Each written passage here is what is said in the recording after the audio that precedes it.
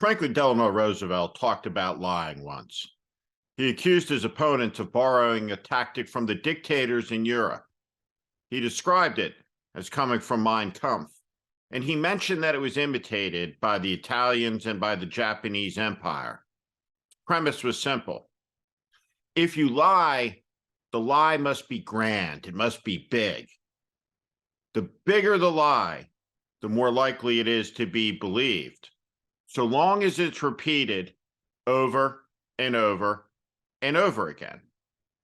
The foundation of Nazi Germany, of fascism, of totalitarian communism has always been the lie. The inability for the people to know what is real, what is true, what is up, what is down, what is left, what is right. What becomes true is what the leader asserts to be true. This is why Trump's first lie was so dangerous and so ominous. He sent his press secretary, Sean Spicer, out to lie to the country about something that was obviously not true. The lie was simple. He simply said that Donald Trump's crowd size was bigger than Barack Obama's at the inaugural. It wasn't true, but why would he say it? It was a lie of authority. It's different than a lie to puff up a resume or to avoid embarrassment like Bill Clinton's many lies. It was a lie that required the suspension of disbelief. It required acceptance of the premise that what is true is what the leader says is true. It's reminiscent of the scene in 1984 when, under torture, Winston is asked over and over again, how many fingers is his torturer holding up? When he says, I see only 3 fingers, only 3, the torturer tells him, the right answer is the one that we tell you is correct. However many fingers you think I'm holding up is dependent on what the state says, is the message of the book. That's what totalitarian lying is.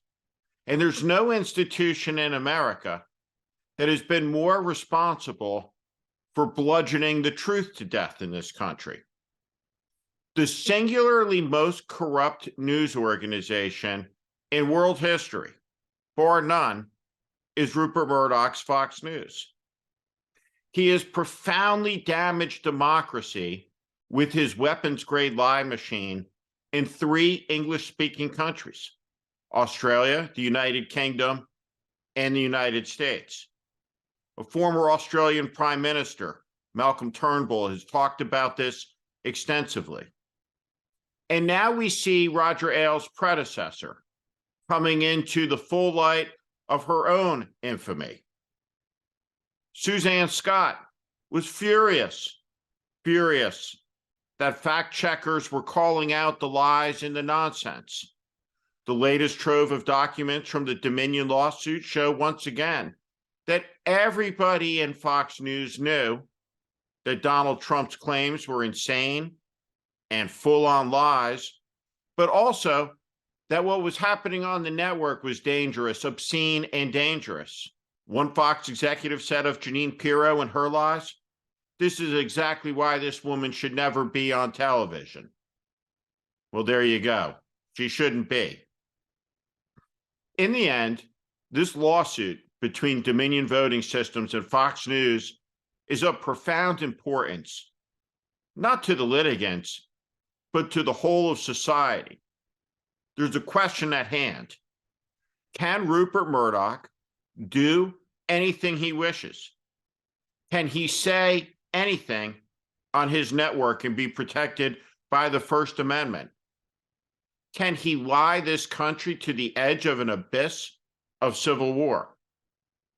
Well, we're going to find out soon. And I certainly hope the answer is that, in fact, there is accountability for Fox News, because the lies of this network have done spectacular damage to the American society, to the American civilization. Rupert Murdoch, without any question, without debate, is the most dangerous immigrant in the history of the United States to arrive on these shores. He was granted American citizenship, and what he did was stab the country in the back. He has enabled some of the worst people who have ever appeared on a screen to appear nightly, to sow division, to poison discord, to spread conspiracy theories, and in the case of Tucker Carlson, to resurrect replacement theory, bringing it back to life. One of the foundational theories of Nazi eugenics policy and the Nuremberg laws. We live in a shameful hour because we can no longer tell what is true. We have news organizations like Fox that are recognized as such by other news organizations. When the truth can no longer be discerned, it's impossible for democracy to function because democracy requires accountability. And without truth, there can't be any accountability. That's why we're in such a crisis in this country. And that's why the lying at Fox News is so dangerous.